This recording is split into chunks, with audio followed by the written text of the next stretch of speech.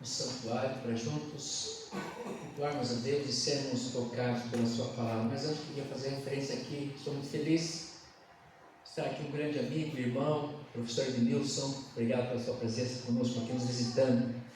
Deus continue te abençoando muito, meu irmão. Abra sua Bíblia em Isaías capítulo 9. Mesmo sentados, mas com reverência, vamos ouvir o texto sagrado para a nossa reflexão. Nesse momento, Isaías, o seu 9º capítulo, estarei lendo até o verso 7. Diz assim a palavra do Senhor: o nascimento e o reino do príncipe da paz. Mas para a terra que estava aflita não continuará a obscuridade. Deus, nos primeiros tempos, tornou desprezível a terra de Zebulon e a terra de Naftali, mas nos últimos tornará glorioso o caminho do mar, além do Jordão, Galileia dos gentios. O povo que andava em trevas viu grande luz, e aos que viviam nas regiões à sombra da morte resplandeceu-lhes a luz. Tens multiplicado este povo, a alegria lhe aumentaste. Alegram-se eles diante de ti, como se alegram na ceifa e como exultam quando repartem os despojos. Porque tu quebraste o jugo que pesava sobre eles, a vara que lhes feria os ombros, e o cetro do seu opressor, como no dia dos midianitas. Porque toda a bota com que anda o guerreiro no tumulto da batalha, e toda a veste revolvida em sangue serão queimadas, servirão de pasto ao fogo. Porque um menino nos nasceu, um filho se nos deu, o governo está sobre os seus ombros, e o seu nome será Maravilhoso Conselheiro, Deus Forte, Pai da Eternidade, Príncipe da Paz. Para que se aumente o seu governo, e venha paz sem fim sobre o trono de Davi e sobre o seu reino, para o estabelecer e o firmar mediante o juízo e a justiça, desde agora e para sempre. O zelo do Senhor dos Exércitos fará isto. Amém? Oremos. Pai querido, eu quero te agradecer por mais uma vez que o Senhor renova conosco a tua santa aliança, de nos permitir estarmos reunidos em torno da tua bendita palavra. Aqui já louvamos o teu nome com cânticos e hinos espirituais. Oh Deus, aceite-nos na tua presença. E agora nos alimente nosso coração, a nossa mente, a nossa alma, para que possamos responder segundo a tua vontade e os teus santos propósitos. Fala conosco, nos alimente, é no nome santo de Jesus, o nosso Senhor, que nós clamamos, suplicamos esta bênção. Amém. Amada igreja, é sempre um privilégio estarmos reunidos no santuário, e nessa data não seria diferente, pelo contrário. Esse culto de Natal, estamos avizinhando mais um Natal que o Senhor nos concedeu com vida, com saúde, juntos. Eu sei que a maioria de vocês estão muito felizes. Final de mais um ano que o Senhor nos concedeu. E nós precisamos sempre refletir a partir do nosso presente, e é claro, sobre a luz da palavra de Deus que tem a nos dizer do nosso viver, no nosso contexto histórico. Vamos falar um pouquinho sobre o Natal, refletir um pouquinho à luz do texto que nós lemos, e é claro, abordando outros textos também. Mas o tema central é o Natal e a cidade de Belém. Belém é originalmente um território palestino, conquistado por Israel lá quase meados do século passado por uma guerra, lá em 1967. E eu conheci inclusive o seu Simão, judeu, tinha uma loja no Bom Retiro, que ele participou dessa guerra, dirigiu um tanque nessa guerra entre judeus e palestinos. É um contexto histórico, uma região hoje em que não há paz ainda nessa região, desde sempre. Fica na Cisjordânia, a menos de 10 quilômetros de Jerusalém, pouco mais de 60 quilômetros de Gaza, onde moram milhares de palestinos, na sua maioria hoje muçulmanos. Belém é uma cidade estrangulada pelo muro de segurança israelense. Israel controla o fluxo de pessoas na região. Hoje é inverno lá, temperatura de 13 a 8 graus. Então a gente já começa a pensar que Jesus nasceu no inverno. Noite de paz, ali de paz, noite fria. Noite de paz e noite muito fria. Sob o decreto de César Augusto, exigiu que José e Maria, naturais de Nazaré, se registrassem para o censo na cidade de Belém de Judá, por conta da cobrança de impostos. Isso, o César Augusto gostou da ideia, adquirido que fizeram isso antes na Síria, cobrança de impostos. Então, faz o recenseamento cada um na sua cidade, dá para você quantificar. Aqui no nosso IBGE, né? Vamos saber quantos nós somos e quem nós somos, mas principalmente para nós pagarmos impostos devidos, sabemos quantos somos para cobrarmos impostos, né? Mas são benécias. Tem, é claro, esse lado positivo, falando do nosso governo, mas também tem um certo controle do Estado. Isso aconteceu quando Jesus estava para nascer. Por isso que eles tiveram que sair de Nazaré, ir até Belém, de uma distância mais ou menos de 150 quilômetros. Levaram cerca de 4 dias, e nós sabemos que Maria estava grávida, no final da gravidez. Então não foi uma viagem fácil. Podemos imaginar isso? Maria de 9 meses, andando, não estava num ônibus leito, não, ar-condicionado, não. Estava no transporte do momento. Burrinho, jeguinho, quem sabe às vezes dava uma caminhadinha. 4 dias de viagem. E chegando lá na cidade, sabemos, como hoje, né? Grande maioria das cidades, especialmente as cidades turísticas, lotada, não tinha lugar para elas descansar da viagem, para depois fazer lá o recenseamento. Então foi por força de um decreto, por obrigação institucional, na cidade de Davi. Então lá se registraram as famílias da linhagem natural de Belém. Isso é história. Então Jesus é alguém que viveu no tempo. Nós temos registro até hoje. E Jesus, ele foi nascer lá, longe de casa, longe de Nazaré, mas nasceu em Belém. Ele fazia parte, o seu pai, o José, fazia parte da linhagem de Davi. Então, da linhagem de Davi nasceria o Salvador. Por isso que, por várias vezes, é feita a conotação do filho de Davi, né, da raiz da linhagem de Davi, porque Jesus veio dessa linhagem. Na verdade, José. Vocês vão entender daqui a pouco. E nós conhecemos o texto dos Sagrados Evangelhos quando faz alusão de como se deu o nascimento de Jesus. Alguns de vocês já conhecem de cor esse salteado no texto, quando Gabriel aparece para Maria e fala: tu és agraciada dentre as mulheres, bendita és tu, Maria, vai receber o Filho do Deus vivo. O que será gerado em você é a obra do Espírito Santo. Nós conhecemos essa história, desse diálogo da Maria com o Gabriel, que deixou um pouco assustada. Um anjo apareceu e falou a ela que ela ficaria grávida. Era uma mulher recatada, simples, religiosa. Ficou assustada, preocupada com isso, mas o anjo deixou bem claro que seria gerado nela, seria a obra do Espírito Santo de Deus. Uma coisa que nós não pensamos é que Jesus, ele não nasceu naturalmente, não foi concebido naturalmente. Maria era virgem.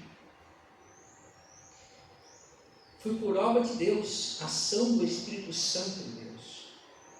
E nós começamos a pensar e podemos dizer que Jesus, ele foi adotado por Maria e José.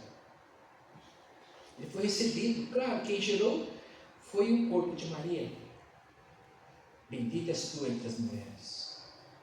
Nós podemos pensar também sobre a lógica um pouco mais racionalizada de que ele foi adotado por aquele casal e Deus escolheu aquele casal, Dona Maria e seu José, pessoas simples, pessoas do povo. E se nós continuarmos nessa lógica racionalizada e como eles fizeram a viagem, foram para Belém, cumprir um propósito institucional, obrigações civis, e lá chegaram como pobres que eram, não tinham reserva no melhor hotel da cidade, sabemos disso, não tinha onde descansar, sabemos, conhecemos a história, não tinha onde descansar, Dona Maria, onde se hospedarem. Então nós podemos pensar que Jesus, ele foi adotado por um casal, Maria e José, ele tinha um propósito a cumprir na humanidade. Ele não foi concebido por vontade humana, mas sim por vontade do próprio Deus, que resolveu naquele momento histórico descer para se encarnar e trazer o que? A nós, a salvação, a luz, porque nós jazíamos em trevas. Hospedagem. Isso também me faz pensar de que ele tinha que ser hospedado. E foi hospedado numa estrebaria no estábulo junto a animais, os clientes daquela estalagem. Isso também me leva a pensar alguns textos sagrados que o Senhor sempre prima e nos exorta que sejamos hospitaleiros, recebamos os outros com carinho e atenção. Sejam hospitaleiros, porque vocês, sem saber, podem hospedar anjos. Então o Senhor vem começando a nos ensinar desde os princípios de como começa a estratégia de Deus chegar ao mundo e se mostrar presente, vivo entre nós, para nos redimir, para nos resgatar. E Ele não peca em nenhum sentido. Ele nos desvincula do poder mágico, econômico, a não ser cumprindo aí as leis do César Augusto daquele momento. Ele não veio para brigar politicamente com ninguém. Ele veio apenas para trazer a luz para as nossas vidas. Ser a luz para os nossos passos. Jesus, o Deus encarnado, e nesse contexto histórico e sociológico, inaugura o seu reino. Ele estabelece o seu reino entre nós. Cabe agora nós reconhecermos esse reino. Cabe a mim e a você reconhecer a sua ação entre nós, ação que repercute até os dias de hoje, ação que repercute e opera em nossa vida através dos seus milagres até o dia de hoje. É claro que é por força e obra da ação do Espírito Santo de Deus também. A mesma obra que operou na vida de Maria, do Senhor José, ela opera também em nossa vida hoje, e faz gerar em nós vida diferente, faz gerar em nós um caminho diferente, faz gerar em nós esperança em meio à desesperança, faz gerar em nós saúde em meio a tantas doenças. É o mesmo Espírito Santo que age hoje também, é o mesmo que agiu na vida da Dona Maria, que a assustou. É claro que a presença do Deus vivo nos assusta, mas é coisa maravilhosa que muda tudo, que pode mudar a nossa vida e repercute para a eternidade. Podemos ver, entender, perceber isso, a ação do Espírito Santo agindo em nossas vidas. Podemos perceber isso hoje, porque foi isso que movimentou a vida de José e Maria, para que saísse de Nazaré e fosse a Belém, e lá o projeto de salvação, redenção para a humanidade foi inaugurado, com a estrela de Davi em cima a iluminar aquela estrebaria. E lá ele recebeu o presente dos reis magos. Lá ele começou a ser adorado como Deus menino. E é claro que sabemos também pela história que o próprio poder vigente queria matá-lo já. E que o anjo visitou José e disse por José: foge para o Egito. Ou seja, a ação do Espírito Santo de Deus milagrosamente continua agindo lá e continua agindo hoje. Porque porque o Senhor é o mesmo ontem, hoje, será para sempre, Ele não muda. Nós que precisamos perceber e crer nesses modos operantes do nosso Senhor. Hoje, queridos irmãos e irmãs, nós podemos também estar meio perdidos, aturdidos em meio a tantas obrigações, alienados por esse gigantesco mercado globalizado, e às vezes só nos preocupamos em comprar, vender, pagar impostos, obrigações impostas pelos Césares Augustos do nosso tempo. Nós estamos fechando o ano já pensando no ano que vem, IPVA, IPTU e outros mais impostos, matrícula dos filhos, livros, cadernos, uniforme, oh Deus. Sem falar nas renovações dos contratos de aluguéis. Pois, meu Deus do céu, Gustavo. Faculdade ficando mais caro. Nós estamos inseridos nesse momento. No nosso mundo hoje, os Césares Augustos, eles não dão tempo para nós. E aí, nós estamos às vezes um pouco alienados. E não percebemos a estrela de Davi brilhando sobre a nossa estrebaria. Nós não conseguimos adorar a Deus, não conseguimos vislumbrar a salvação que está entre nós. Ele não foi embora, Ele continua conosco. É o Deus Emanuel, que caminha conosco dia e noite. E diante de tanto aturdimento, nós não percebemos que a luz da estrela de Davi continua a irradiar sobre nós. Hoje, estamos mais propícios a celebrar o Natal como uma festa pagã, cheia de luzes, imagens, árvores, papais noéis, mas sem presépio. A gente tem até uns filmes na TV paga aí, no Natal, até, desculpe, Jesus, o nome de Jesus não é citado nenhuma vez. Virou uma festa pagã. E nós, como igreja de Cristo, não podemos deixar isso acontecer dentro dos nossos arraiais. Temos que celebrar a encarnação do Deus vivo. Qual é hoje a nossa maior preocupação nesse Natal hoje? Qual seria a nossa maior preocupação? Seria comer bem, bastante, beber bastante também, receber e dar presentes, agradar amigos, familiares?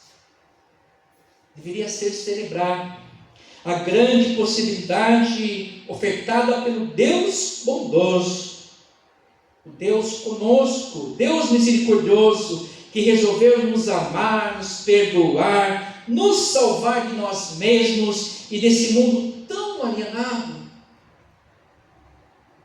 Natal é dia de salvação. Natal é dia de sermos salvos. Precisamos ser redimidos e para isso precisamos responder a Ele com nossa fé. Remodelarmos então as nossas festas. Colocarmos a cara do Deus vivo em nossas festas. Colocarmos a luz de Davi sobre as nossas festas. Colocarmos a bondade de Deus nas nossas festas. A misericórdia de Deus nas nossas festas. O perdão de Deus nas nossas festas. E não só nas nossas festas, no nosso coração. Porque a presença de Deus entre nós representa, sobretudo, o perdão, a reconciliação, a alegria, a paz que faltava, a vida, e não qualquer vida. Vida abundante, vida plena, vida eterna. Então nós precisamos responder a esse Cristo com nossa fé, com nossas atitudes renovadas. Deus desceu, se encarnou para olhar para mim, para você, olho no olho. Quando você olhar no espelho a próxima vez, você lembra que Deus está te olhando assim, não para te punir, para te...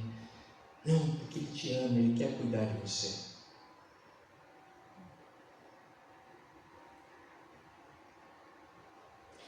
Apesar de muita luz de festa, há muita gente triste também, excluída, sem muita coisa, incluindo gente sem casa, Jesus não tinha casa para nascer, nem um hotel, uma pensão.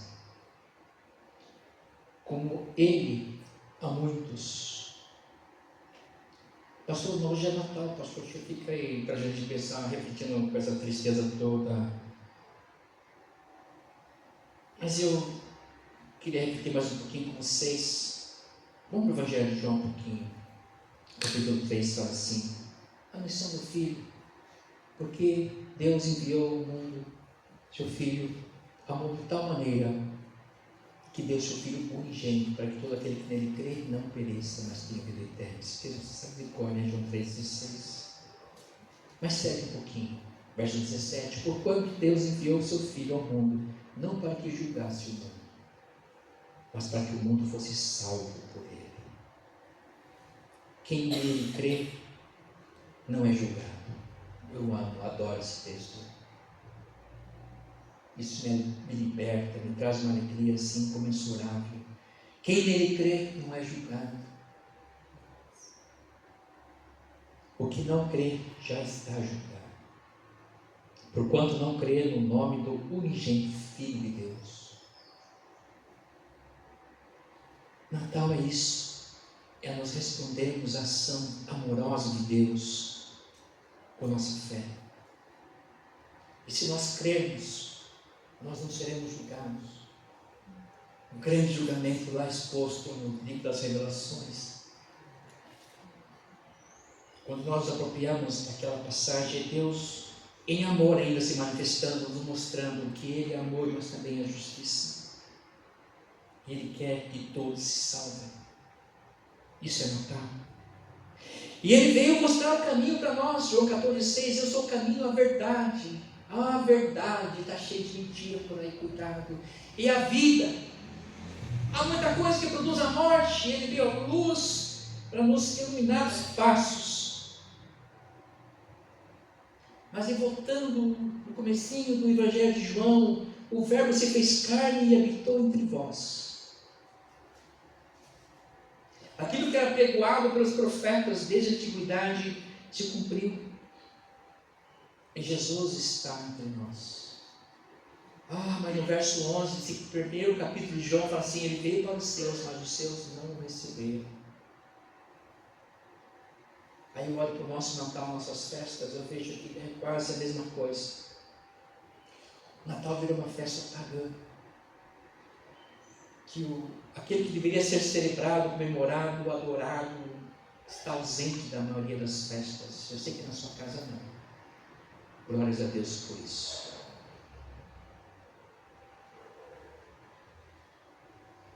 Nós precisamos celebrar o Natal verdadeiramente com Cristo. No poder do seu Espírito Santo entre nós. Eu vou, disse ele, mas vou deixar com vocês o Espírito Santo,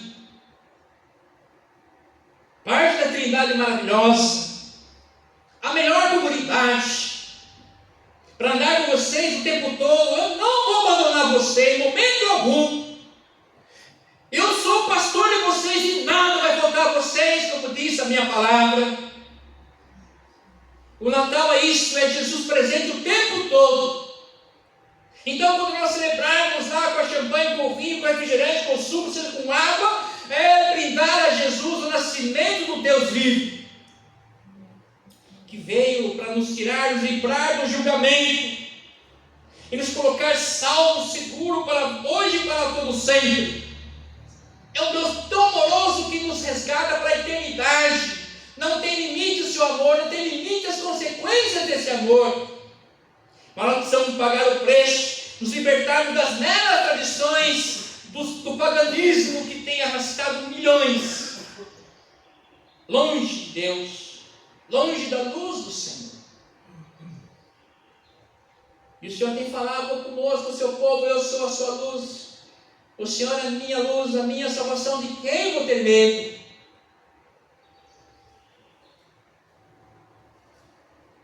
Essa luz que ilumina a vida de muitos de nós, como já disse, nem todo mundo está muito feliz hoje, mas o Senhor continua iluminando a nossa caminhada. Numa ilustração aqui do reverendo alemão Martin Niemöller, passou 8 anos da sua vida preso sob as garras do nazismo, nos campos de concentração. Graças a Deus ele não morreu sob as garras do nazismo. E ele, na véspera de Natal de 1944, reunido lá com seus amigos prisioneiros, ele disse: neste Natal busquemos o bebê de Belém, aquele que veio a nós para suportar conosco todo o fardo pesado que está sobre nós. O próprio Deus construiu uma ponte entre ele e nós. Um alvorecer do alto nos visitou. Não teve a mesma sorte de Dietrich Bonhoeffer, outro pastor alemão luterano. Esse morreu sob as garras do nazismo. Dias antes da invasão dos aliados a Berlim, Hitler mandou ceifar a vida de todos os seus opositores. Bonhoeffer foi um deles. Nós temos aí muitas obras escritas por esse servo de Deus.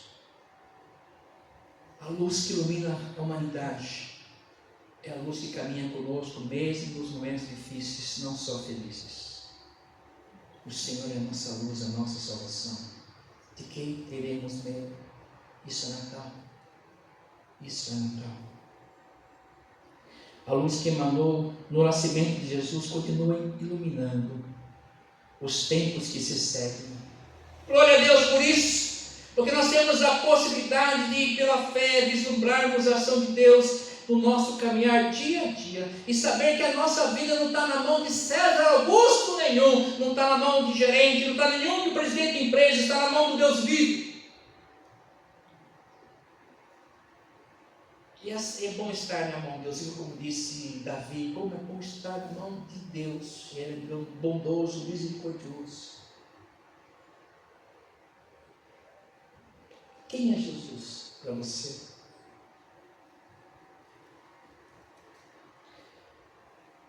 É o Natal que celebramos? É a alegria que todos nós precisamos. O Natal. O Natal é a esperança que todos nós precisamos. É a paz, o amor que todos nós precisamos. É a companhia que todos nós precisamos. Às vezes nós não temos as melhores companhias, mas Jesus é a melhor companhia que nós precisamos e que preenche as lacunas que nós temos. Que a luz dele vem e irradia em todos os cômodos da nossa vida e do nosso coração. Para isso precisamos abrir para ele, para que ele possa cuidar de nós. Precisamos nos abrir para ele, para que ele possa tomar conta de tudo para nós. Porque, como diz o texto, o governo está sobre os seus ombros. O seu nome será maravilhoso conselheiro. Todo o conselho que nós precisamos está na sua palavra. Todo o poder, toda a liberdade que nós precisamos. Liberdade dos pecados. Não liberdade para pecar, liberdade dos pecados. Todo o poder está sobre ele, inclusive todo o poder de perdão. Pai da eternidade, Deus forte, Príncipe da paz. Que o Senhor Jesus continue nos visitando, falando comigo, com você, nos mostrando a sua luz, que nós permitamos que Ele dirija a nossa vida, que nós coloquemos como os reis magos visitaram naquela estrada, levando aos presentes para adorar o menino Deus que veio para nos resgatar das nossas humanidades. Amém. Com alegria vamos louvar a Deus com o hino 338, fiquemos em pé, irmãos, e adoremos ao Senhor. Nasce Jesus, fonte de luz.